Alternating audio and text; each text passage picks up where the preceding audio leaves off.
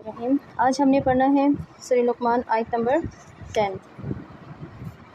خلق السماوات بغیر عمد ترونہا، پیدا کیا اس نے آسمانوں کو بغیر ستون کے۔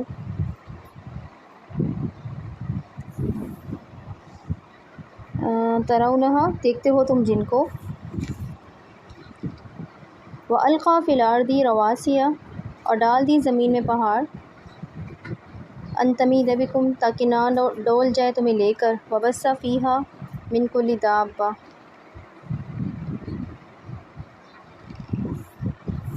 اچھا آگے ہم پڑھیں گے، پہلے ہم اس طرح کی آیت کا پڑھتے ہیں کہ کل ہم نے پڑھا تھا کہ کس طرح اللہ تعالیٰ نے ساتوں آسمانوں کو بنا کسی ستون یا سہارے کے ہمارے سروں پہ تان رکھا ہے۔ خلق السماوات بغیر عمد ترونہا،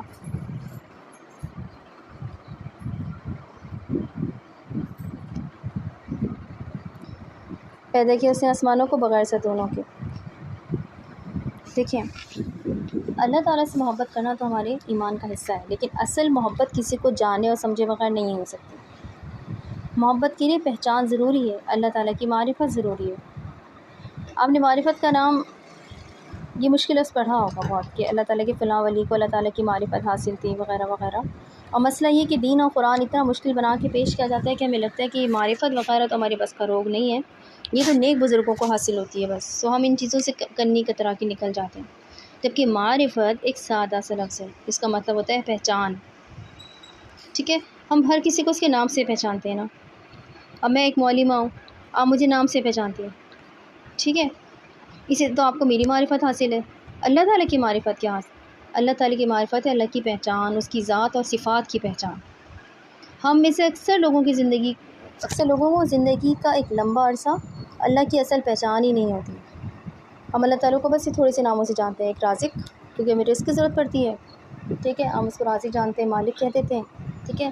اور بس ہمیں تھوڑی سے خالق کہہ دیتے ہیں کہ اس نے ہمیں پیدا کیا ہے، اور بس ہمیں سے زیادہ اللہ تعالیٰ کو نہیں جانتے، یہ تھوڑے بہت۔ اور ہم اللہ تعالیٰ کو ایک سخت ٹیچر سمجھتے ہیں جو ہمارے نمبر کاٹنے کے انتظار میں، ادھر ہم نے گناہ کیا، ادھر اللہ تعالیٰ نے ہمیں محبت کے خانے سے کاٹ کے نفرت کے خانے میں لکھ دیا۔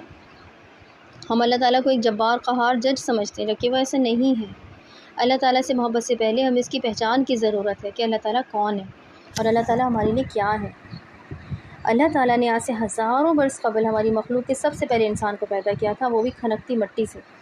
اس انسان کو اللہ نے علم دیا کلاسیفیکیشن کا، یعنی اس کو اللہ نے ہر چیز کا نام سکھایا، یہ بہت بڑا علم ہے۔ آپ دنیا کی کسی چیز یا کسی کانسیپٹ کو اس کے نام کے بغیر نہیں سمجھ سکتے۔ مثلاً ہم کوئی ڈاکومنٹری دیکھتے ہیں، اس میں کوئی عجیب و غریب جانور دیکھتے ہیں تو آپ کا پہلا سوال ہوتا ہے نا کہ کیا ہے، پھر کوئی آپ کو اس کا نام بتاتے تو آپ کہتے ہیں ہاں نام سے میں پہچان ہوتی کہ ہاں یہ چیز ہے۔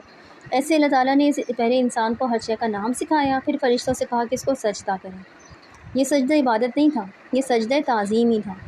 ہماری امت محمدیہ صلی اللہ علیہ وسلم سے پہلے کی امتیں یہ سجدہ کرتی تھیں، تعظیمی سجدہ۔ ہماری امت کے لیے البتہ یہ منع فرما دیا کیا، یہ ایک سجدہ تعظیم تھا جو آدم علیہ السلام کو کیا جانا تھا۔ اللہ تعالیٰ کو انسان اتنا محبوب تھا کہ اس نے اس کو اتنی عزت عطا کی۔ انسان اللہ تعالیٰ کی ایک پیچیدہ مگر خوبصورت تخلیق تھا، نہ جنات جیسا تھا نہ وہ فرشتوں جیسا تھا، اس کے پاس فری ول تھی، اپنی مرضی کا اختیار۔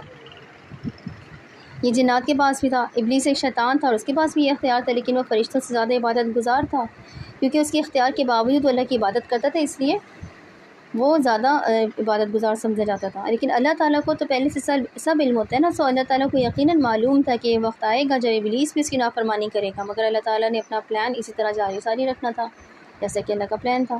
اللہ نے بنائی ایک نئی مخلوق اور اسے اپنا جانشین مقرر کیا، اور اس مخلوق کو تو ویسی بھی دنیا میں ہی بھیجنا تھا، لیکن پہلے انہوں نے کچھ عرصہ جنت میں گزارنا تھا۔ مگر ہوا کیا کہ ابلیس اس مخلوق سے حسد کا شکار ہو گیا، وہ چاہتا تھا کہ اس مخلوق کو جنت سے نکلوا دے۔ یوں اللہ تعالیٰ کو ابلیس نے چیلنج کیا کہ میں اس مخلوق کو آپ کے سامنے ذلیل و رسوا ضرور کروں گا، میں آپ کو اسی محبوب مخلوق سے آپ کی نافرمانی کرواؤں گا۔ تو یہ روز اول کی جنگ ہے، یہ لڑائی، اور یہ انسان اور شیطان کی ہے۔ شیطان نے انسان سے اللہ کی پہلی نافرمانی کروائی، اور اللہ نے انسان کو جنت سے اتر جانے کا حکم دے دیا۔ اس جنت سے انسان کو ویسے ہی جانا تھا، لیکن سزا کے طور پہ نہیں آنا تھا۔ بہرحال انسان جنت سے نکالا گیا، مگر وہ اکیلا نہیں تھا، وہ دو تھے، مرد اور عورت، دونوں مختلف جگہوں پہ اتارے گئے۔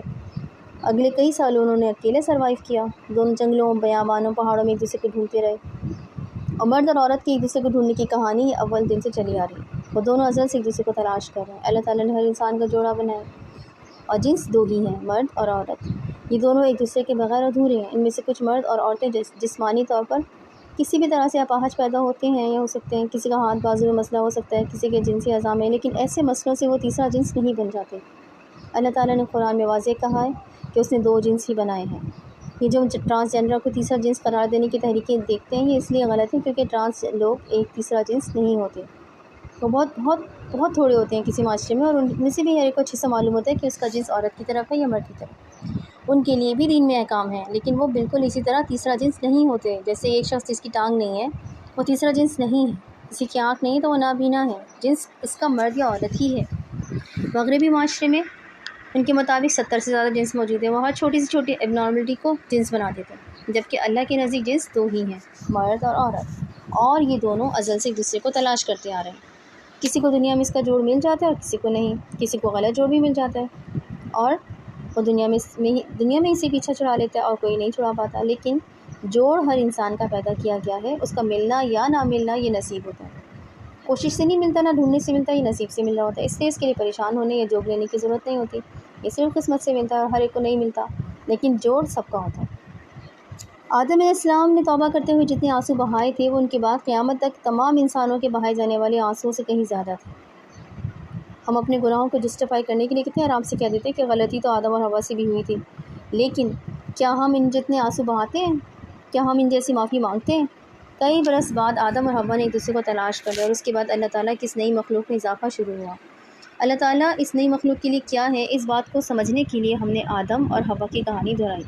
اللہ تعالیٰ کی اس مخلوق کے لیے ایک پلان ہے، اور اس مخلوق نے اسی پہ چلنا ہے، پیدا ہونا ہے، عمر گزارنی ہے، مر جانا ہے، یہ پلان پہلے سے بنا ہوا ہے۔ لیکن یہ مخلوق کس چیز پہ مرے گی، یہ اس مخلوق نے خود ڈیسائیڈ کرنا ہے۔ کوئی ایمان پہ مرے گا، کوئی کفر پہ، کسی کو شیطان اچک لے گا اور کوئی رحمان کا بندہ بن کے اپنی روح کو فرشتوں کے حوالے کر دے گا۔ لیکن ہم سب نے چلنا اسی پلان پہ ہے جو اللہ تعالیٰ نے روز ازل سے بنا رکھا ہے۔ وہی دراصل آدم اور حوا کا پلان تھا، وہی پلان ہر انسان کا ہونا ہے، اور وہ کیا ہے؟ ہمیں جنت سے اتارا گیا تھا کیونکہ ہم نے نافرمانی کی تھی۔ جس رب نے ہمیں بنایا، ہمیں علم سکھایا اور دوسری مخلوقات کے مقابلے میں ہمیں عزت دی، اس رب کی بات ہم نے نہیں مانی، اس لیے اس نے ہمیں اپنی بہترین جگہ یعنی اپنی جنت سے اتار دیا۔ اور وہ جنت بہترین جگہ کیوں تھی؟ کیا اس لیے کہ وہاں نعمتیں اور آسائشیں تھیں؟ نہیں، اس لیے کہ وہاں اللہ کا قرب تھا۔ اللہ نے انسان کو اپنے قریب جگہ دی تھی۔ انسان اللہ کے ساتھ ڈائریکٹ کانٹیکٹ میں تھا، وہ اللہ سے ڈائریکٹ علم لیتا تھا، لیکن اللہ کو دیکھا اس نے بھی نہیں تھا۔ آج تک کسی انسان نے نہیں دیکھا اللہ کو۔ جب انسان جنت سے اتار دیا گیا تو اس نے اللہ کا قرب کھو دیا۔ وہ جو اللہ تعالیٰ کے بالکل قریب یعنی فزیکلی قریب اس کو ایک کمپنی ملی تھی، وہ اسے کھو گئی، اسے جنت کھو گئی جو اس کا اصل گھر تھا۔ پھر کیا کرنا تھا انسان نے؟ اس نے 2 چیزوں کی تلاش کرنی تھی اس دنیا میں، ایک اللہ تعالیٰ کا کھویا ہوا قرب اور ایک اپنی کھوئی ہوئی جنت۔ وہ جنت انسان کا پہلا گھر تھا، لیکن چونکہ وہ اسے اتارا گیا تھا اس لیے اب اس کو جنت کو پانے کے لیے دوبارہ محنت کرنی تھی۔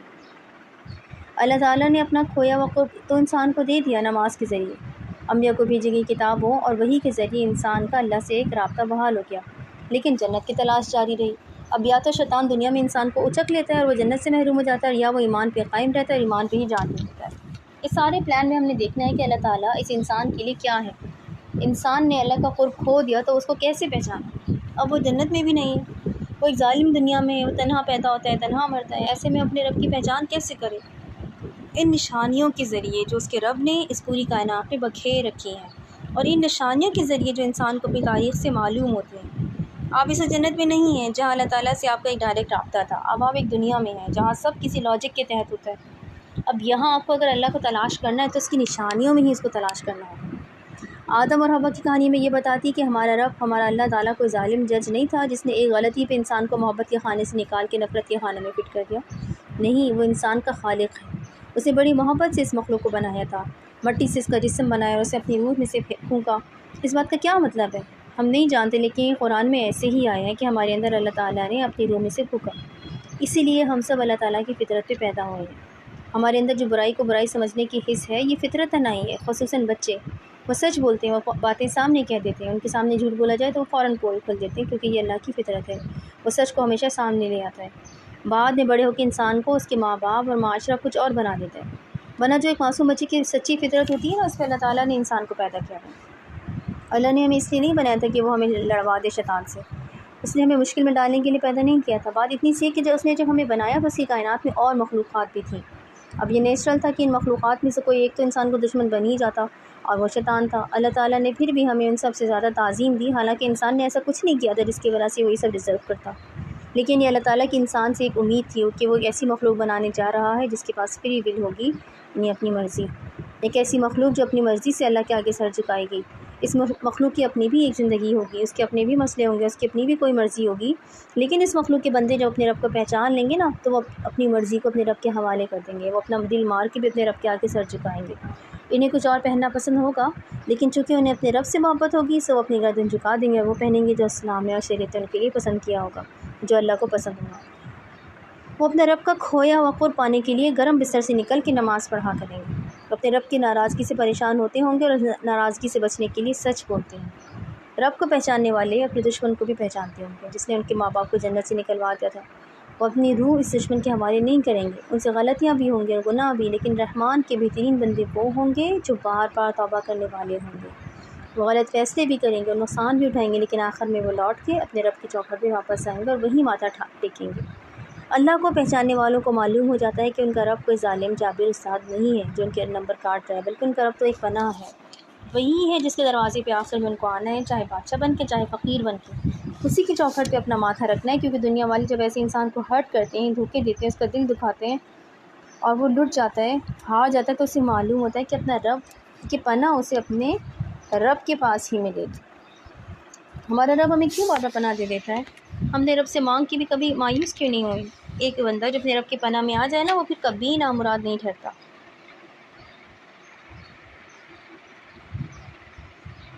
اس کا رب اس کو سنبھال لیتا ہے، کیونکہ اس کا رب اس سے محبت کرتا ہے نا۔ آپ کا رب آپ سے اول دن سے محبت کرتا ہے، کیونکہ آپ اس کی مخلوق ہیں، آپ کو بنایا ہے اس نے بہت توجہ محنت سے، محبت سے، آپ کو ایک جسم دیا ہے، دماغ دیا ہے، آپ کو ایک زندگی دی ہے، پھر اس نے آپ کو آپ کی اپنی مرضی پہ اس دنیا میں چھوڑ دیا ہے۔ اس کو اب آپ کی زبردستی کی محبت نہیں چاہیے، آپ اس کی نافرمانی کریں تاکہ وہ آپ کو رزق دے گا، آپ کی دعائیں بھی قبول ہوتی رہیں گی، لیکن وہ اپنا قرب صرف ان کو دیتا ہے جو اپنی مرضی سے اس کے قریب جانا چاہتے ہیں، جو اس کے لیے قربانی دیتے ہیں، جو اپنی کوئی من پسند چیز اس کے لیے ترک کرتے ہیں، جو اس کے لیے اپنی مرضی قربان کرتے ہیں۔ اللہ تعالیٰ یہ نہیں چاہتا کہ آپ ترستے رہیں، اسے آپ کو اپنا غلام نہیں بنانا کہ آپ اس کے لیے اپنی ہر مرضی کو ماریں، آپ سر جھکا کے ترستے محروم سے بیٹھے رہیں، نہیں، وہ تو بس آپ کو آزماتا ہے، وہ صرف یہ دیکھتا ہے کہ میرا یہ بندہ کس حد تک میرے لیے اپنی مرضی مار سکتا ہے۔ اس کو نہیں چاہیے آپ کی قربان کی ہوئی نیند یا آپ کے روپے یا آپ کے خواہشات کی قربانی، اس نے کیا کرنا ہے ان سب کا؟ وہ تو بادشاہوں کا بادشاہ ہے، اس کے بعد تو ہر چیز کے خزانے ہیں، اس کے پاس فرشتے ہیں عبادت کے لیے، اسی کی تو ہے ہر چیز۔ ہمارا رب بہت غیرت والا ہے، وہ آپ سے کچھ نہیں لینا چاہتا، آپ اس کے جیسے کچھ قربان کرتے ہیں وہ آپ کو کہیں اور سے مالا مال کر دیتا ہے، وہ فوراً سے اس کا مداوع کرتا ہے، اس کا انعام دیتا ہے، آپ اس کے لیے چیزیں چھوڑتے جاتے ہیں لیکن آپ کبھی محروم نہیں ہوتے، اللہ کو دے کر آپ لیتے ہی رہتے ہیں، کبھی بھی آپ فقیر نہیں ہوں گے، کیونکہ اس نے آپ کا کچھ نہیں رکھنا، وہ آپ کو مزید نوازتا ہے۔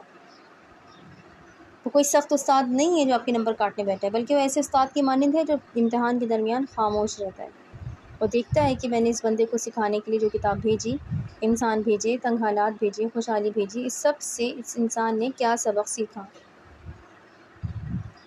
پھر وہ خاموشی سے آپ کے امتحان لیتے ہیں۔ دنیا کے امتحان میں آپ کامیاب ہو جائیں تو فل مارکس، اللہ کے امتحان میں بھی کامیابی ہو جائے تو نیک اجر ملتا ہے، دنیا کے امتحان میں ناکام ہو گئے تو فیل، لیکن اگر اللہ کے امتحان میں ناکامی ہو جائے تو کیا فیل ہو گئے؟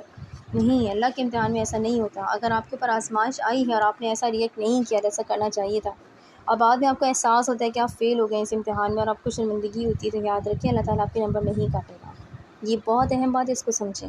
اگر آپ کو اپنی غلطی کا علم ہو جائے اور آپ اللہ تعالیٰ سے معافی مانگ لیں تو وہ آپ کو اسی آزمائش میں کامیاب قرار دیتا ہے جس میں آپ عملاً فیل ہوئے تھے، کیونکہ آپ نے سبق سیکھ لیا۔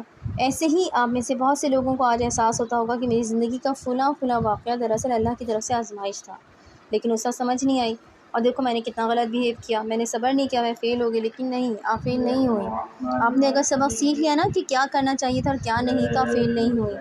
میں یہ بات اتنے یقین سے کیسے کہہ سکتی ہوں؟ کیونکہ یہ قرآن کا ایک رمز ہے، ایک اشارہ، ایک پہیلی کہ جو مجھ پہ کئی برس پہلے کھلی۔ ہم آج کے سبق کی آیت سے پہلے آیات کو پڑھتے ہیں جہاں یہ میں نے نتیجہ اخذ کیا تھا۔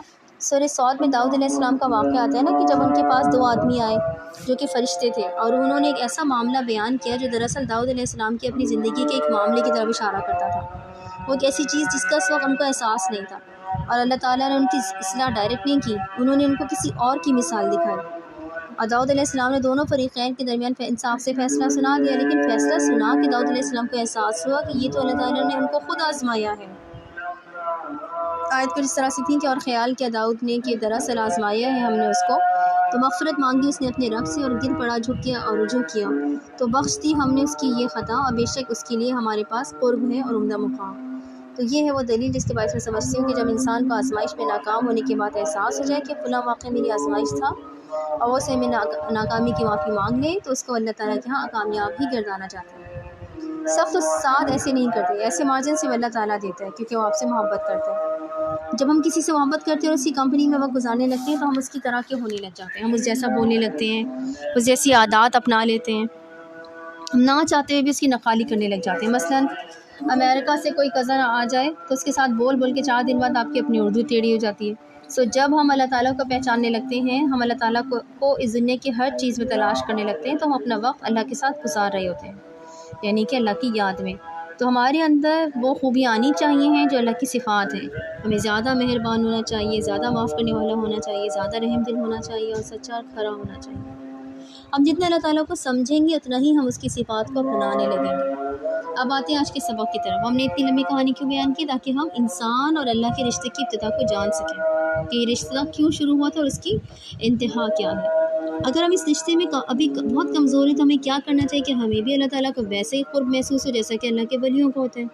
ان کو دیکھ کے ہم سوچتے کہ یہ تو کوئی دنیا سے انوکھی باتیں ہیں، بھئی ہم تو بڑے گناہ گار ہیں، ہمیں تو ایسا قرب کبھی نہیں مل سکتا۔ اس زمن میں شاید میں نے آپ کو پہلے بھی ایک واقعہ بتایا تھا کہ کچھ ایسا تھا نا کہ ایک شہزادہ اپنی شہزادی کے ساتھ کہیں جا رہا تھا، راستے میں ایک فقیر نظر آتا ہے، فقیر سے کچھ ایسا ہوتا ہے کہ شہزادی کے کپڑوں پہ کیچڑ کے چھینٹے آ گر جاتے ہیں، شہزادہ غصے میں آ جاتا ہے اور اس نے بڑھ کے کیا کرتا ہے، فقیر کو تھپڑ مار دیتا ہے، جس سے فقیر کا منہ زخمی ہو جاتا ہے، لیکن فقیر کچھ کہتا نہیں ہے، خاموشی سے بیٹھا رہتا ہے۔ شہزادے اور شہزادی کی سواری کچھ دور آگے جاتی ہے تو ایک دم ان کا گھوڑا بتکتا ہے اور بگھی جو ہے وہ الٹ جاتی ہے، شہزادہ زخمی ہو جاتا ہے اور اپنا ایک ہاتھ اور ایک ٹانگ کھو بیٹھتا ہے۔ اتنی سی کہانی تھی، عموماً ایسی کہانیوں کے آخر میں سبق لکھا ہوتا ہے کہ جیسا کرو گے ویسا بھرو گے، کہ شہزادے نے غیب کو مارا تو اس کا ویسا انجام ہوا۔ لیکن مجھے کہانی اس لیے یاد رہے گی کہ اس کا سبق ذرا مختلف تھا۔ مجھے وہ بات ہمیشہ یاد رہے گی جو مصنف نے اس کہانی کے آخری لائن میں لکھی تھی، اور لائن کیا تھی کہ فقیر کی وجہ سے شہزادے کے محبوب کو تکلیف ہوئی، اور شہزادے سے اپنی محبوب کی تکلیف برداشت نہ ہوئی تو اس نے فقیر کو زخمی کر دیا۔ تو جس کا محبوب وہ فقیر تھا اس کو کیسے برداشت ہو جاتا کہ کوئی اس کے محبوب بندے کو زخمی کرے، اس لیے اس نے فوراً سے شہزادے کو سزا دے ڈالی۔ جب آپ کا دوست اللہ تعالیٰ بن جاتا ہے نا تو پھر وہ آپ کی سب سے بڑی پناہ ہوتا ہے، وہی آپ کی ڈھال ہوتا ہے، وہی آپ کے راستے صاف کرتا ہے اور وہی آپ کے لیے بدلے لیتا ہے۔ پھر آپ کو انسانوں سے ڈرنے کی ضرورت نہیں ہوتی، آپ کو لوگوں کے خلاف پلان کرنے کی بھی ضرورت نہیں ہوتی، کیونکہ اللہ ہے نا، آپ کے سارے مسئلے سنبھالنے کے لیے کافی ہو جاتا ہے۔ آپ کو کوئی طاقتور آدمی آ کے تھپڑ تو مار سکتا ہے، لیکن وہ اس کا حساب دے بغیر وہاں سے دور نہیں جا سکتا۔ لیکن ہم اللہ تعالیٰ کو دوست کیسے بنائیں گے اگر ہمیں اس کی پہچان ہی نہیں ہوگی؟ اللہ تعالیٰ کی پہچان کرنے کے لیے ہمیں اس کو تلاش کرنا ہے، جیسے آدم اور حوا علیہ السلام نے ایک دوسرے کو تلاش کیا، پھر انہوں نے اپنی کھوئی ہوئی جنت تلاش کرنی شروع کی، اور پھر جس دنیا میں انہیں اتارا گیا تھا اس دنیا کی ایک ایک چیز میں انہوں نے اپنے رب کو تلاش کیا۔ اور یہ جو قرآن میں ذکر ہوتا ہے نا آسمان کا، زمین کا، ستاروں، پہاڑوں کا، یہ اس لیے ہوتا ہے کہ ہم ان سب نے اپنے رب کو تلاش کریں۔ اور کیسے تلاش کرنا ہے آج اسی چیز کو دیکھتے ہیں۔ اس نے بنایا آسمانوں کو بغیر ستونوں کے، دیکھتے ہو تم جن کو۔ آسمان کے لیے جو لفظ آیا ہے وہ ہے السما، خلق السماوات، سماوات جو ہے یہ جمع ہے اور اس کا سنگولر کیا ہے السما، اور یہ نکلا ہے سماوا سے، سین میم اور واو، اور سمو یہ سمو کہتے ہیں اونچی چیز کو، ہائٹ کو یا بلندی کو، عزت و مرتبے کے لیے بھی سمو کا لفظ آتا ہے، اور یہ نام کے لیے بھی آتا ہے۔ آپ نے سنا ہوگا نا اسماء الحسنہ جو اللہ کے ناموں کے لیے آتا ہے، اسماء نام اور السما دونوں ان کا ماخذ ایک ہی ہے، سین میم اور واو، نام، عزت اور آسمان، ان تینوں چیزوں میں کیا کامن ہے؟ تینوں بلندی کی چیزیں ہیں، جیسے آسمان بلند ہے ویسے عزت بھی اونچی چیز کو کہتے ہیں، اور نام ہوتے ہیں کسی کو عزت دینے کے لیے، کسی کو معتبر کرنے کے لیے، ہم اس کو ایک نام دے دیتے ہیں، جیسے مغربی معاشرے نے اپنے پست ترین کانسیپٹ LGBTQ کو ایک نام دے دیا تاکہ وہ معتبر ہو جائے، ایسے ہی جو لوگ اس کے خلاف ہیں ان کو ایک الگ نام دے دیا، یعنی ہوموفوبک نام دینے سے اس چیز کی ویلیو الگ ہو جاتی ہے۔ ستون کے لیے یہاں عمدن کا لفظ آیا ہے، بغیر عمدن، اور عمد کا لفظ آپ نے اردو میں بھی سنا ہوگا، یعنی قتل عمد، یعنی ایسا قتل جو ارادے سے کیا گیا، اس کا الٹ ہوتا ہے قتل خطا، یعنی غلطی سے کیا جانے والا قتل، اور عمدن کا مطلب ارادہ بھی ہوتا ہے۔